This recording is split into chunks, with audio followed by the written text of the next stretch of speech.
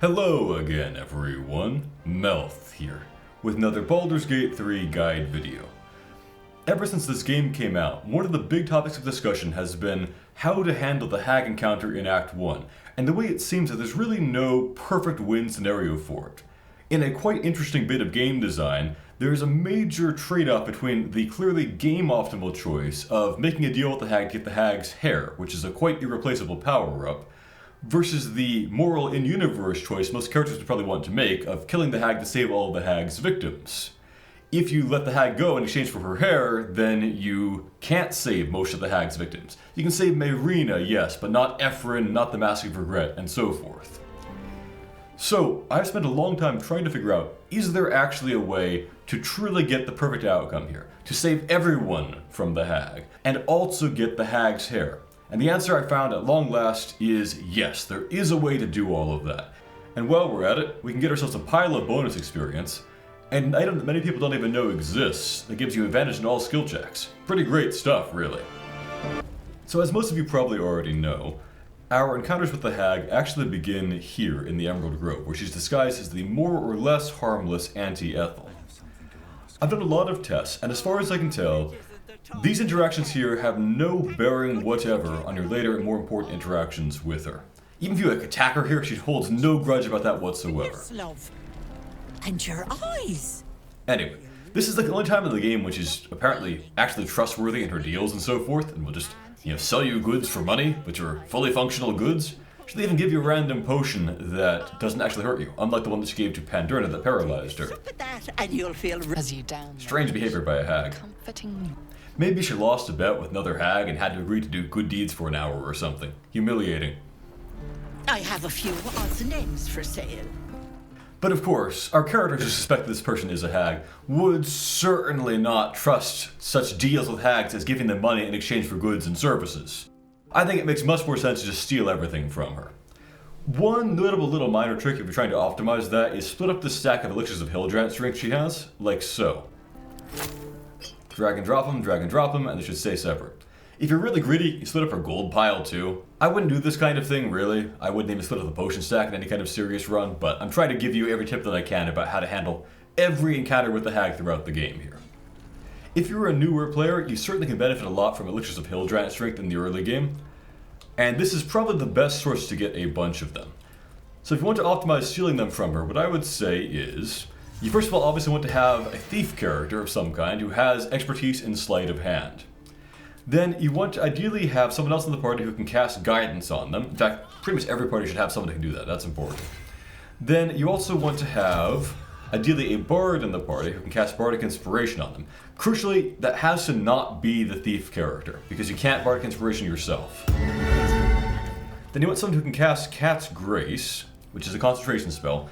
Several of these things like guidance and Cat's Grace are concentration spells, so bear that in mind. You also probably want to have these items. Gloves of Power are dropped by the goblin mini-boss guy outside the gates, and this can be acquired from the Strange Ox by either killing it or getting it mad at you and then bribing it in exchange buying this ring off of it. And this Smuggler's Ring can be acquired from a skeleton hidden away in a river near Karlach. With all these things, I have some pretty massive buffs to my sleight of hand at this point. For convenience, though it's not at all necessary, I like to cast invisibility on myself too. Just makes it easy to sneak into position while being separate from everyone else. And then I recommend having someone other cast Fog Cloud or shoot Arrows of Darkness. I highly recommend picking up some Arrows of Darkness regardless. You can buy them easily off of Aaron or Damon, and they're really, really valuable items for many things in the game. Besides making it possible to steal from Ethel, without being invisible or whatever, it also makes it quite easy to filch these things off of the table nearby. Just make sure you don't hit any other NPCs with the darkness, or they will sometimes treat that as an attack, and then you'll be in trouble. Maybe I should stay crouched forever. So we go ahead and pickpocket. She has quite a few valuable goods for the early game here, but the real prize I would say is Corellin's Grace. This staff is pretty much irreplaceable. That +2 saving throw bonus it gives you is just amazing for certain points in the game when you can unlock a massive power-up by making a whole bunch of saving throw checks in a row. Like reading Necromancy of Thay, or the Thanky Zathisk, or I think the Shar blessings in Act 2 and so forth. Especially on honor difficulty, you really want to have access to this staff and get it as fast as you can. Surely no one will notice. With all these bonuses, I hit a 41. That's pretty good. So you can see if you stack these things up, you can get it to be pretty darn reliable. And there's no downside whatsoever to just stealing everything until you fail, so, you know, go ahead. I don't even need these random alchemy items. I'm just trying to get everything I possibly can from the hag to spite her. Hags would understand spite. Alright. You are permitted to leave now, Ethel. Get out of here. Anyway, as I said, that has no bearing on the later more important interactions with her. She will not hold a grudge even if you just shoot her as she's trying to leave this place. In a bit of hag witchery, half of Blighted Village has somehow disappeared. Crazy stuff. Anyway, walk south of Blighted Village and you'll eventually find the entrance to the cheery looking sunlit wetlands. Don't look so sunlit from here, do they? So our next encounter is over here, at the entrance to the sunlit wetlands. Here, Auntie Ethel is arguing with Joel and Dinner, the brothers of Mayrina, because they're trying to get their sister back from the hag before something terrible happens to her. Now, something terrible is going to happen to them, and I've spent a long time trying to figure out what, if anything, is the way to save them. Pretty much every dialogue path here ends with either her murdering them on the spot, or them refusing to accept your help and charging off into the swamp to just die. Even if you have gone ahead of them and cleared the path somehow or other of any actual hazards, and use like magic or whatever to protect them on the way, they will still just be scripted to just die at various points. You just can't save them once they start walking into the swamp. It can't be done. There's also another dialogue path that leads to them being basically off-screen captured by the hag and sent to be with another hag at another farm, which is probably a fate worse than death. So really the best thing you can actually do for them is to knock them out, and then rescue Mayrina, and Mayrina would have been walking back this way, so presumably she gets them out alive. This also sets ourselves up for some bonus experience points I'll talk about. Clapped eyes on your poor Basically, there are several points in this game where you get a weird reward for being kind of dumb. If you're gullible, you get a lot of bonus experience in various conversations for some reason. So we just need to take her side here, basically, you know. Lower their weapons, you know, she's not really a hag, whatever. Sweetie, be careful! And now we go ahead and we just charge in there and knock them both out. I've got non-lethal on, right? Yes, non-lethal is on. Punch. Punch. As she would say, such dramatics. I didn't mean for this to happen. So she's still playing innocent here, and we just continue to play dumb. Those poor boys were looking for their little sister Mayrina, the girl who was staying with me. I like the sudden change in her voice there. But anyway, we will need to continue to be gullible and play along. Did she fool us? Yes, Karlak, we were completely fooled about that. We absolutely believed that she was, in fact, an innocent old lady. Very well. In fact, we still believe that, and will still continue to believe that. That is crucial for us to receive our reward. Alright, so we charge into the swamp. You feel like you're being watched. Well, this check here makes no difference whatsoever, and it seems appropriate for our character today to just blithely ignore the feeling of being watched and stroll on to this charming wetland. Maybe we'll pet the sheep on our way through. Now, I recommend you stop here and now go to camp. We are going to get a hireling from Withers. This step is not strictly necessary, but it is optimal. So what's going to happen is we're going to make a deal with the hag where we give up one of our character's eyes. Now that character will be penalized for the rest of the run with bad perception, which is a pretty important skill. So it's not ideal to have that on an actual active party member. You could do it to one of your companions that's not in the active party, but doing it to a hireling is obviously even better. And I think, given the name, Madala Deadeye was just made for this purpose. Welcome to the party, valued team member. Now this step is important. Have your main character stay behind somewhere out here, a substantial distance from the house. And then have whoever's eye you want to give up, then walk in front. If the main character is anywhere nearby, they will get forced into the front of the conversation and it's their eye on the line rather than whoever's you actually want to give up. Bear in mind, by the way, Will can't give up his eye because he only has one left, and neither can anyone who's given up an eye to Volo. So, gotta be someone who has two fresh eyes. You know, I almost never see the tea house looking like this, because of course, getting to this place, I've usually seen through the illusion one way or another.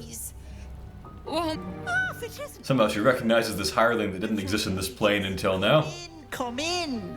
Feel free to relax yourself and have a cuppa. Anyway, God's ground. that she called us her hero means that we helped her before, which is the key to getting the dialogue that gives us bonus experience here. Say it again. So this is what we go with. If we continue to just be fooled by this hag, we get rewarded for our folly. 60 XP right there, for clicking that option. Because you stink. It's nothing more. Glorious. One moment, and she needs So, her she does her transformation sequence. And this time it makes more sense than it sometimes does. We just stand and watch. If we're trying to attack her, it's very strange that we just sit and watch for this entire thing.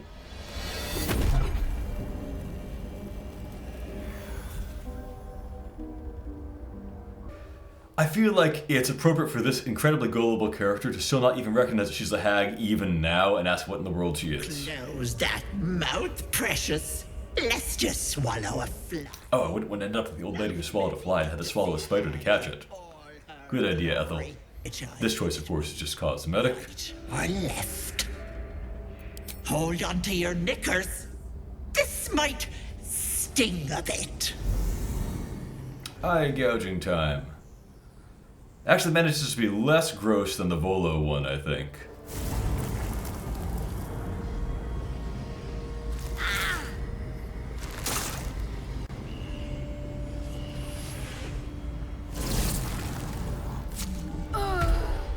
No, that wasn't so bad, was it? Strong and silent. Good. You'll need it for this next bit.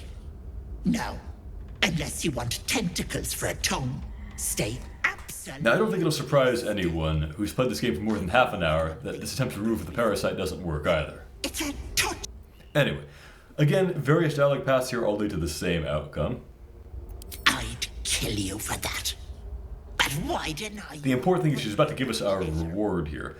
Besides the 100 XP we just got for giving up the eye, that is, she also gives us a very valuable item.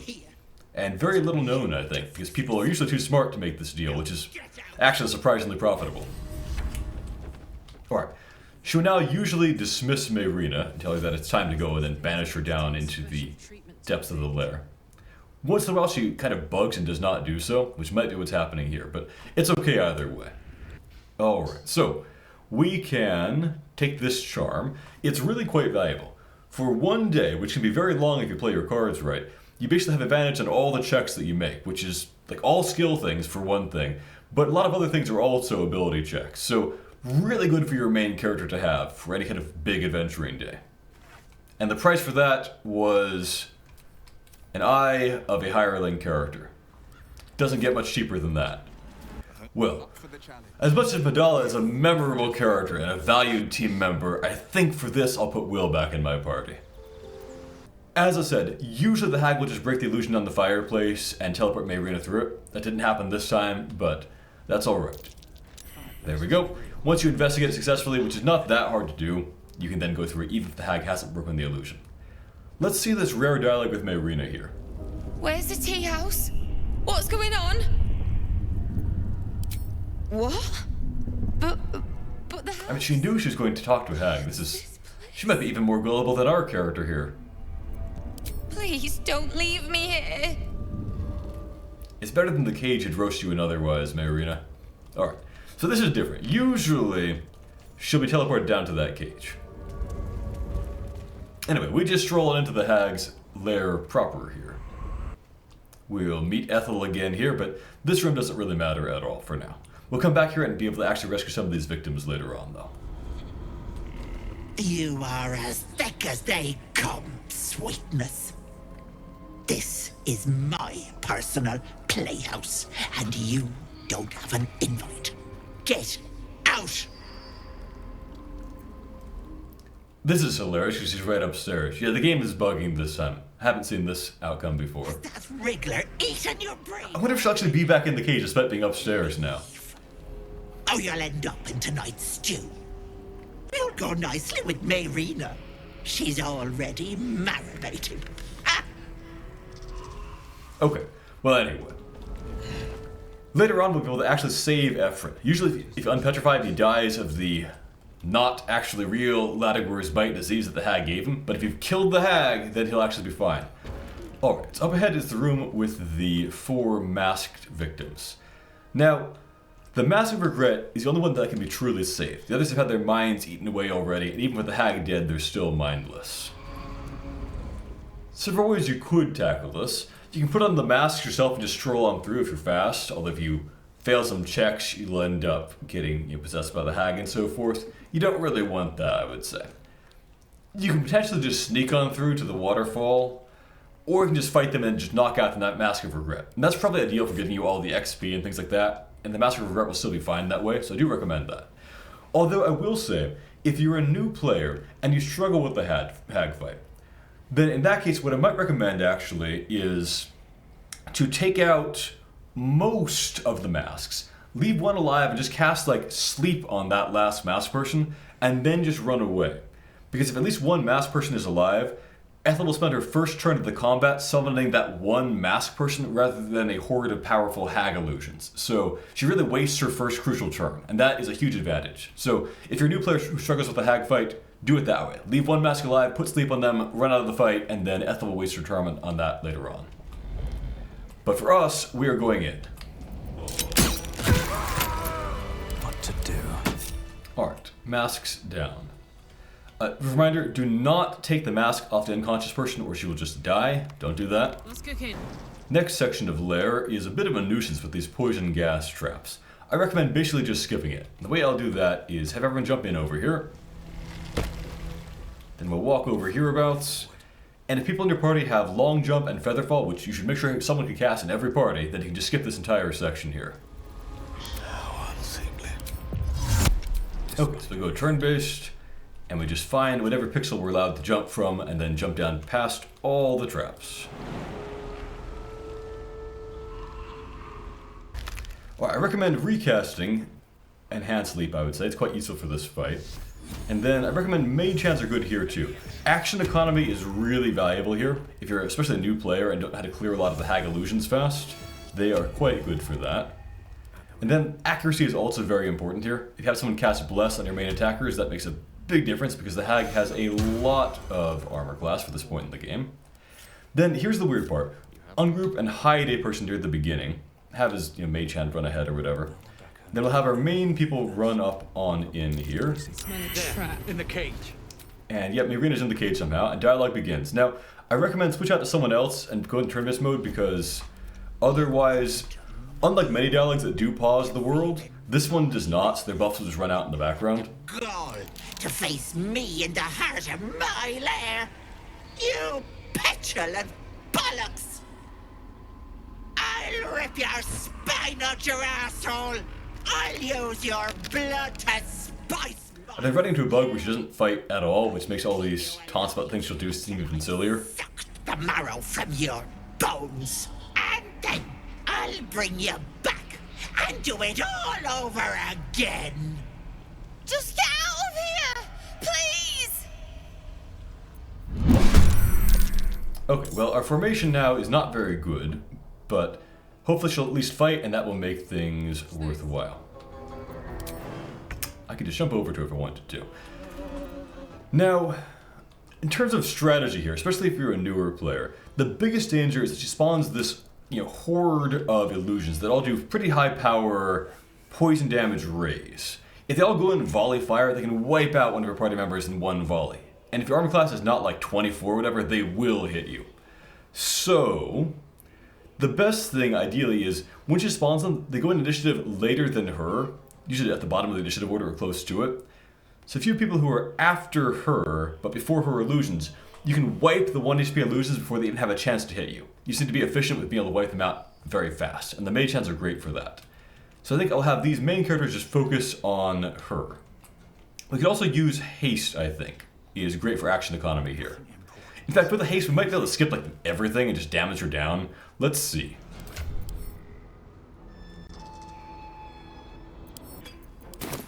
Maybe I'll use my offhand to just break that potion of speed, giving us all haste, and we'll see if we can do enough damage to her to just...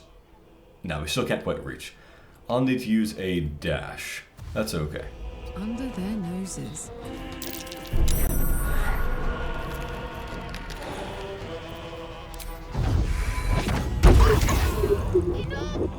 Don't do this!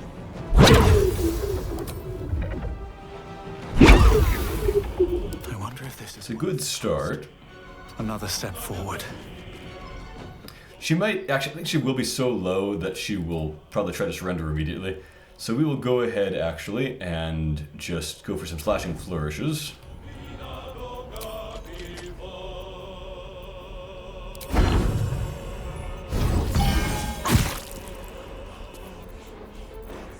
And we'll do another set of slashing flourishes. And that probably won't kill her. Good, she's at quite low HP. We want her critically low if we can get her critically low.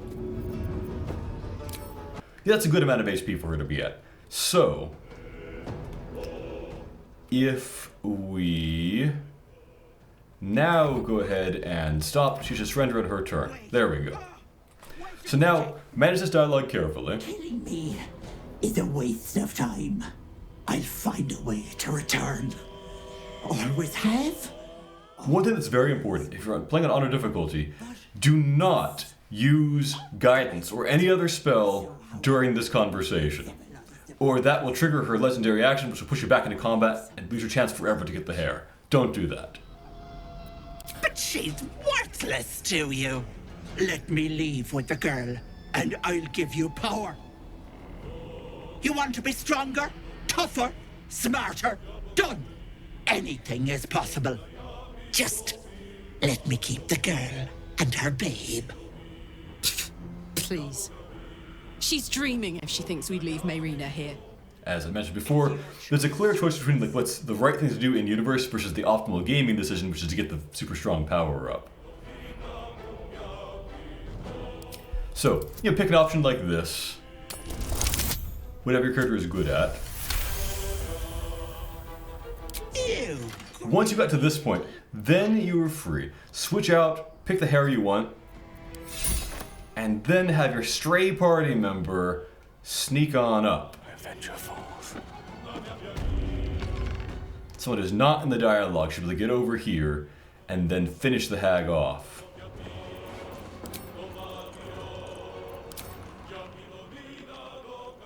Aim there.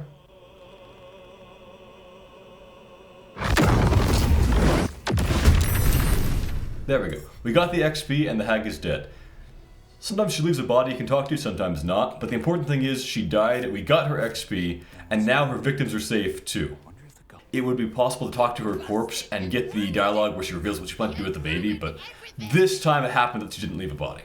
I can't figure out what the pattern is for that. So next up is the hag's little workshop of horrors, and then we'll go back and talk to the other victims who we've just saved. This wand you need to advance Mayrina's quest, and then all these mysterious potions, most of which are purely negative, albeit I like finding weird uses for some of them. But the ones that are actually good, number one, Heart of Stone, just no downsides poison resistance for, all day, you might as well use it. There's decent amounts of poison damage in Act 1 and some in Act 2 as well. A Mother's Loathing, no disadvantage to it. It just gives whoever drinks it a bite attack that does 2d4 damage, flat, no modifiers added, I don't believe. And that's pretty darn weak, but you could give it to something like a familiar that has only like a 1 damage attack anyway, and suddenly it's, more damage. It's not great, but you might as well use it, and it's pretty funny. And then the really good one actually is Broken Promises. That one gives you, for a character, +2 strength for an entire day, but then a -2 penalty seemingly forever after that. But that's actually really easily fixed by just killing and reviving the character. Up we go, let's meet Mayrina again. Now, normally I feel like our character comes off as very dumb to believe the hag's wand would just do this, but it fits this character perfectly to fall for this. So, for the first time, this makes perfect sense. Tastes acrid.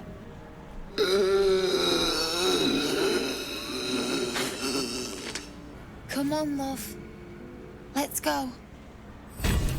Alright, now, let's go back in to talk to the Hag's other victims and loot the tea house and things like that. So back we go into the Hag's House of Horrors, but things are now getting less bad than they used to be. Reverend has been de-petrified and is no longer cursed by the Hag, who'd given him a fake disease. So he can go back to his family. Oh, me head! Oh no. No. Why ain't I petrified? What? How am I still breathing? I've the bite. Why do you think I'm here? The Hag This petrified. is a very strange idea anyway. But in any case, it's the only way to save him. I was on death's door. But now I feel great. How? But why? Bloody hells! Double-crossing, filthy, lying wretch! She made me sick and then trapped me in stone for kicks! I left me wife, me kids behind for fear of infecting them. They were only babes! The stones know how old they are now. Only 'cause of you. Alright, so there's not much we can really do with him, but it's a nice moment. And one that you can't normally get will get in the Hag's hair. No, what you've done for me and mine today won't be forgotten. Thank you. Likewise over here, Lauren will be all better. Very well. The mirror glints. The person who is in the mirror is seemingly freed too, though we can't actually interact with him. And then over here, the unconscious person who we beat unconscious with the mask is still there, but will be fine now. I believe if we now long rest and come back, we can even talk to her. Let's try that. We need There we go. You're not supposed to be here. She'll be furious. I thought I was lost. Could feel my mind slipping away. If it weren't for you, I would have ended up like the others. Hollowed out and as good as dead. Home. Anyway, we can now meet her in Act 3. She'll be among the other Hag victims, along with Mayrina again. You think Ethel was the only hag in the realms? Not by a long shot. There's more hags out there. And I'm going to do what I can to make sure no one else has to go through what I did. Alright, off she goes. And that about wraps it up here. You could, by the way, do a bit of side exploration back in this section. If you hop over to there, there's another door that looks like the illusory one, but is in fact only traversable if you're wearing one of the whispering masks. But I wouldn't actually do that. All that's in there is a bit of exploration XP, which I guess you could get, but it's easier to get from the Underdark side. I actually made a guide video about how to optimize exploration XP. I'll link to that here, I suppose. Not really the topic for this video. But there we go. We have defeated this hag utterly. We've taken every item that she had, every reward that she could possibly give us, taken her hair, killed her, got her XP, got a pile of bonus XP for handling things right through dialogue checks, and saved all of her victims. There could be no more complete victory. Alright, hope that's helpful to your own runs. Good luck out there. Thank you for watching, everyone, and a special thank you to my Patreon supporters. The Irreverent Reverend, MasterKnightDH, Jackie, Enlino, Travis, Andrew Curzon, Truebsy, Oliver, Gregory, William Wakefield, Broken Box, Jeffrey Morse, Jack, Marcus the Carcus, Newbienna, Nicolas Schmuck, Kostya Nesterovich, Fredrik Bruun, Technowaffle, Nebular, Loop, Emperor Kong 420, Robin, Micc Balls, Micah Marie, Stefan Van Zyl, Edie, Kaimu, Mina, Ali Kasimoglu, Skylar Sauce, Nick Myers, Emp Ninjas, Chupaton, Diabetic Cat, Marvin Fang, Max, Sosa972, Afro Samurai, Cac per M, Daniel Bissett, and Lodestone. Have a great day, everyone.